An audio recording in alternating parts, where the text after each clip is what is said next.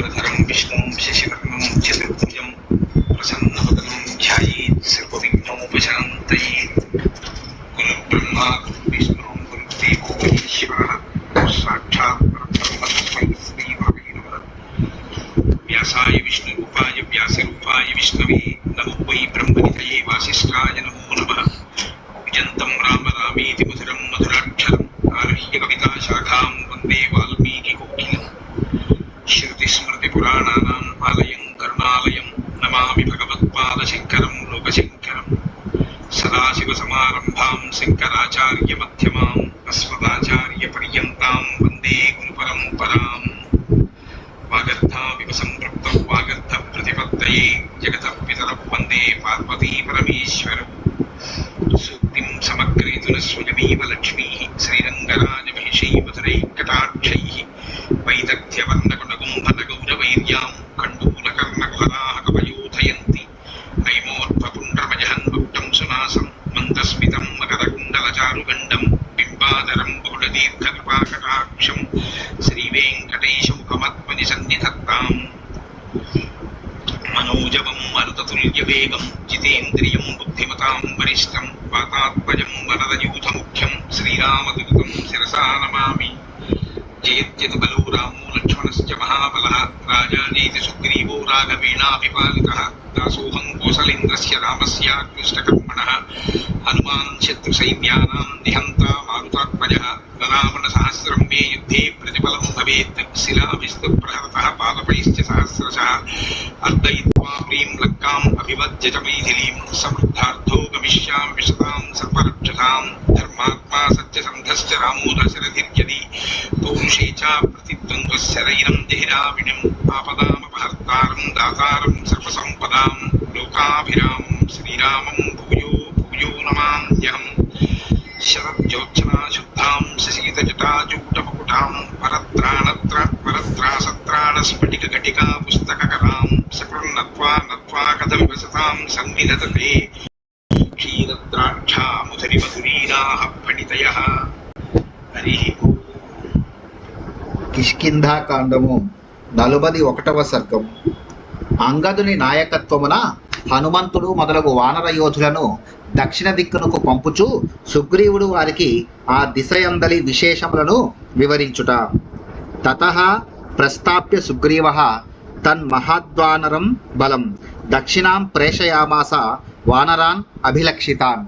సుగ్రీవుడు గొప్ప వానర బలమును అనగా వినతుడు మొదలగు వానరులను తూర్పు దిశకు పంపిన పిమ్మట అన్ని విధములుగా నిగ్గుదేలిన వానరులను దక్షిణ దిశకు పంపించెను. నీలం అగ్నిసుతం చైవ హనుమంతం చ వానరం పితామహ సుతం చైవ జాంబవంతం మహాబలం సుహోత్రం చ శరారిం చ శరగుల్మం తథైవ చ గజం గవాక్షం గవయం సుషేనం వృషభం తదా మైందం చ ద్వివిధం చేవ విజయం గంధమాదనం ఉల్కాముఖం అసంగం చ హుతాసన సుతావుభౌ అంగద ప్రముఖాన్ వీరాన్ వీరః కపిగణేశ్వరః వేగ విక్రమ సంపన్నాన్ సంధిదేశ విశేషవిత్ తేషాం అగ్రేసరం చైవ మహద్బల మధాంగదం విధాయ హరివీరాణాం ఆదిశద్దక్షిణాం దిశం. అగ్నిసుతుడైన నీలుడు కపివరుడైన హనుమంతుడు బ్రహ్మాంశ సంభూతుడు మహాబలశాలి అయిన జాంబవంతుడు సుహోత్రుడు శరారి శరగుల్ముడు గజుడు గవాక్షుడు గవయుడు సుషేనుడు వృషభుడు మైందుడు ద్వివిధుడు విజయుడు గంధమాదనుడు హుతాసన సుతులైన ఉల్కాముఖుడు అసంగుడు వాలి కుమారుడైన అంగదుడు మున్నగు వానర వీరులను మహావీరుడు వానర ప్రభు అయిన సుగ్రీవుడు సీతాన్వేషణకై దక్షిణ దిశకు వెళ్ళవలసినదిగా ఆదేశించెను. వీరందరూ పరాక్రమ సంపన్నులు, వేగ గమనములో దిట్టలు. ఆ వానర వీరులకు అందరికీ మహాబలశాలి అయిన అంగదుని నాయకునిగా నియమించి దక్షిణ దిక్కునకు పంపెను. వానర ప్రముఖులలో సుషేనులు ఇద్దరు గలరు. ఒకడు తార యొక్క తండ్రి వాలికి మామ, మరి ఒకడు అన్యుడు.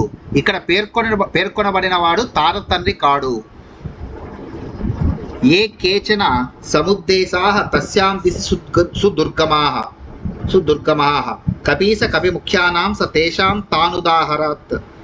ఆ దిశయందు అతి కష్టముగానైనను అడుగిడుటకు సాధ్యముగాని కొన్ని ప్రదేశములను గూర్చి మాత్రమే సుగ్రీవుడు ఆ వానర ప్రముఖులకు వివరించెను. సహస్ర శిరసం వింధ్యం నానాధ్రుమలతాయుతం నర్మదాం చ నదీం దుర్గా మహారోగ నిషేవితాం తతో గోదావరీం రమ్యాం కృష్ణవేణీం మహానదీం వరదాం చ మహాభాగం మహారోగ నిషేవితాం. ఓ వానర వీరులారా, సీతాన్వేషణమును మీరు వింధ్య పర్వతము నుండి ప్రారంభింపుడు. ఆ గిరి పెక్కు శిఖరములతోనూ వివిధములకు వృక్షములతోనూ లతలతోనూ విలసిల్లుచుండును. అక్కడి నుండి కదిలిన పిమ్మట నర్మదా నది వచ్చును. మహా విషసర్పములకు నెలవగుట వలన దానిని దాటుట సులభము కాదు. పిదప రమ్యములైన గోదావరి, మహానది, కృష్ణవేణి, వరద, పెద్ద పెద్ద పాములకు ఆశ్రయమైన మహాభాగా మొదలగు నదీ తీరములను గాలింపుడు. సుగ్రీవుడు వానర సమూహములను ఆయా దిశలకు పంపునప్పుడు వింధ్య పర్వతమును కేంద్రముగా చేసుకొనెను. వింధ్యకును హిమవత్పర్వతమునకును మధ్య గల పవిత్ర ప్రదేశము ఆర్యావర్తము అని అందురు. అది ఉత్తర దిశ. వింధ్యకు దక్షిణమున గల ప్రదేశమును దక్షిణాపథము అని పిలుతురు. అది దక్షిణ దిశ. మేఖలాం ఉత్కలాం చేవ దశార్ణ నగరాణ్యపి అశ్వవంతీం అవంతీం చ సర్వమేవానుపశ్యత. మేఖల, ఉత్కల, దశార్ణ దేశముల యందలి నగరములను అట్లే అశ్వవంతి, అవంతి పురములను అంతటను సీతాదేవికై అన్వేషింపుడు. విదర్భాన్ ఋషికాంశ్చేవ రమ్యాన్ మహిషకానపి తథా వంగాన్ కళింగాంశ్చ కౌశికాంశ్చ సమంతతః అన్వీక్ష్య దండకారణ్యం స పర్వత నదీ గుహం నదీం గోదావరీం చైవ సర్వమేవానుపశ్యత. తథైవాంధ్రాంశ్చ పుండ్రాంశ్చ చోళాన్ పాండ్యాన్ స కేరళాన్. మనోహరములైన విదర్భ, ఋషిక, మాహిషిక, వంగ, కళింగ, కౌశిక మొదలగు దేశముల యందలి వివిధ ప్రాంతములను బాగుగా వెదకుడు. అనంతరము దండకారణ్యమునందలి పర్వత ప్రాంతములను, నదీ తీరములను, గుహలను, గోదావరి నది యొక్క పాయలను నిశితముగా పరిశీలింపుడు. అట్లే ఆంధ్ర, పుండ్ర, చోళ, పాండ్య, కేరళ మున్నగు దేశములలోని సకల భాగములను అన్వేషింపుడు. అయోముఖశ్చ గంతవ్యః పర్వతో ధాతుమండితః విచిత్ర శిఖరః శ్రీమాన్ చిత్ర పుష్పిత కాననః స చందన వనోద్దేశో మార్గితవ్యో మహాగిరిః. వివిధములకు గైరికాది ధాతువులతో విలసిల్లుచున్న సుశోభితమైన మలయ పర్వతమును మాత్రము తప్పక వెదకుడు. ఆ గిరి శిఖరములు చిత్ర విచిత్రములుగా నుండును. అందలి వనములన్నీయు రంగురంగుల పూలతో దర్శనీయముగా ఉండును. ఆ మహాగిరిపై చందన వృక్ష వనములు కోకొల్లలు. గోవిందరాజీయ వ్యాఖ్యానమున అయోముఖ పర్వతము సహ్యాద్రిగా పేర్కొనబడినది. కానీ చందన వృక్ష శోభితముగా వర్ణింపబడినందున అది మలయ పర్వతము అయ్యుండునని తిలక్ వ్యాఖ్యానము తలంచుచున్నది. తతస్థాం ఆపగాం దివ్యాం ప్రసన్న సలిలాం శివాం తత్ర ద్రక్ష్యథ కావేరీం విహితాం అప్సరోగణైః తస్యాసీనం నగస్యాగ్రే మలయస్య బహోజసం ద్రక్ష్యధారిత్య సంకాసం అగస్త్యం ఋషిసత్తమం తతస్తే నాభ్యనుజ్ఞాతాః ప్రసన్నేన మహాత్మనా తామ్రపర్ణీం గ్రాహజుష్టాం తరిష్యథ మహానదీం సా చందన వనైర్దివ్యైః ప్రచ్ఛన్నా ద్వీపశాలిని కాంతేవ యువతిః కాంతం సముద్రం అవగాహతే. అటు నుండి క్రమముగా ముందునకు సాగినచో మీకు కావేరీ నది దర్శనమిచ్చును. దివ్యమైన ఆ పవిత్ర నది నిర్మలమైన జలములతో ప్రవహించుచుండును. ఆ నదీ తీరముల యందు అప్సరసులు విహరించుచుందురు. ఆ మలయ పర్వతము మీద నివసించుచున్న అగస్త్య మహామునిని దర్శింపుడు. ఆ మహాత్ముడు సూర్యుని వలె భాసిల్లడి మహా తేజోమూర్తి.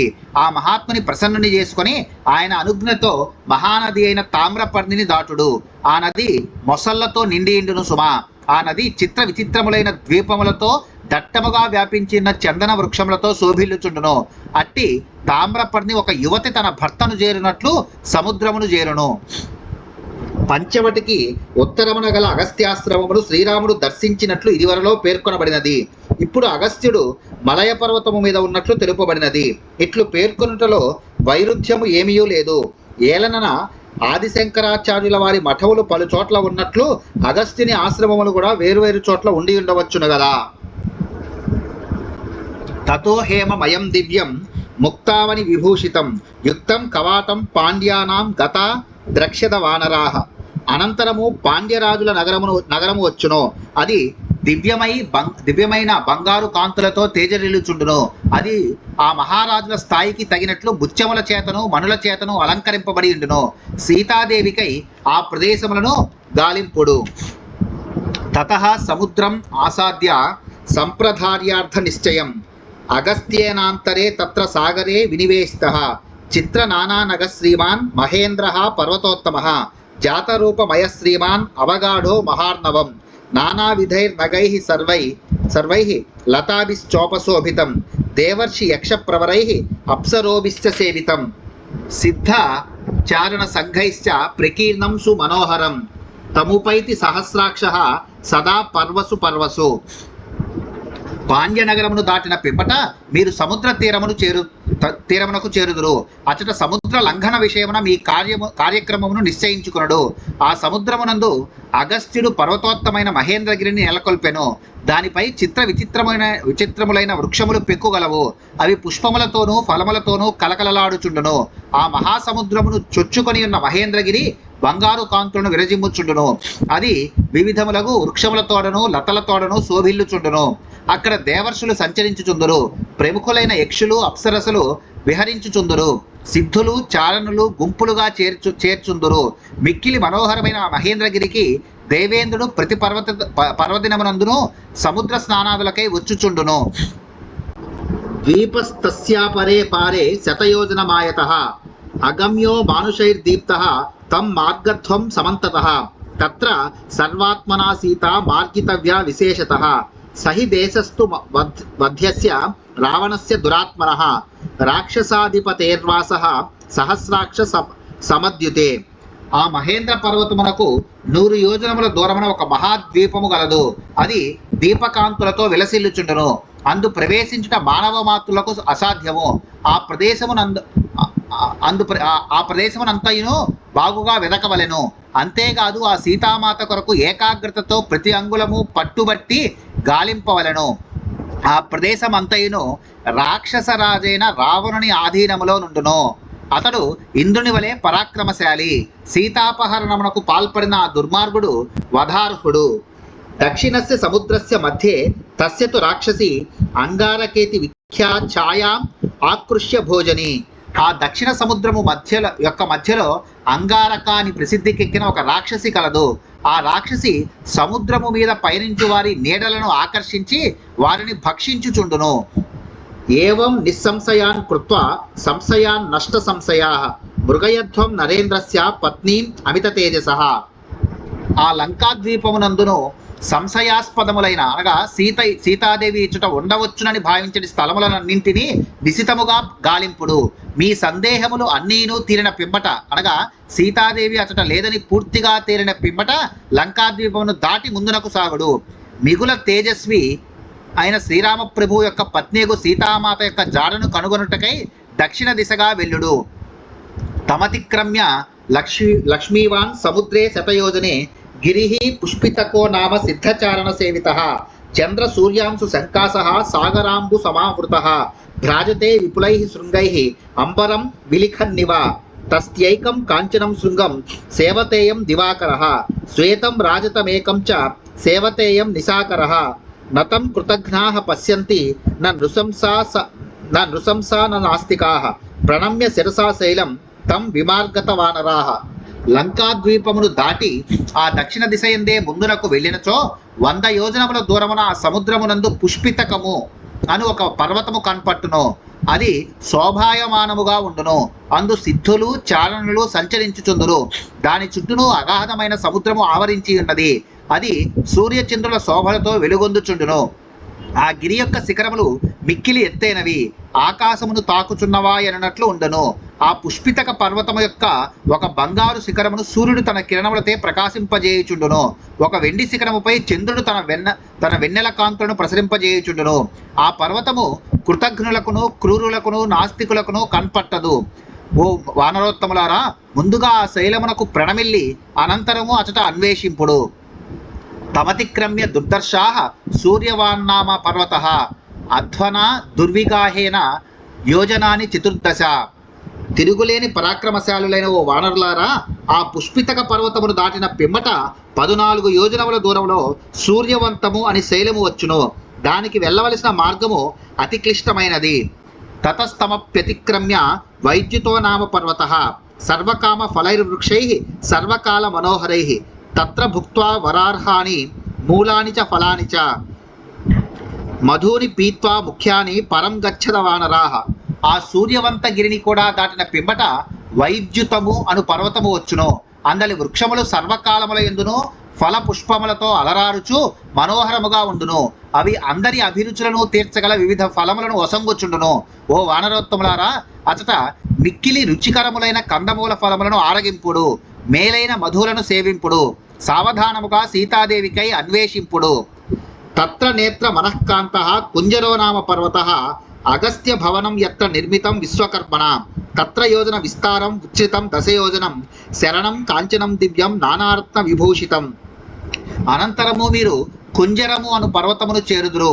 అది కనువిందు గావించుచుండును. ఆ గిరిపై అగస్త్య మహామునికై విశ్వకర్మ నిర్మించిన భవనము గలదు. అది 1 యోజనము మేరకు విస్తరించి 10 యోజనముల ఎత్తు కలిగి ఉన్నది. దివ్యమైన ఆ బంగారు భవనము వివిధములకు రత్నములతో విరాజిల్లుచుండును.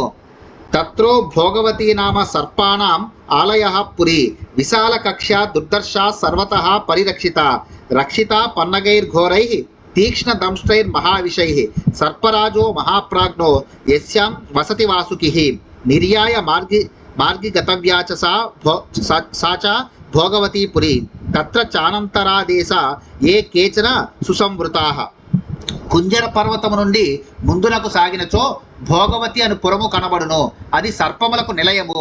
అందలి కక్షలు విశాలమైనవి. అది అన్ని వైపులా పరిరక్షింపబడుచుండును.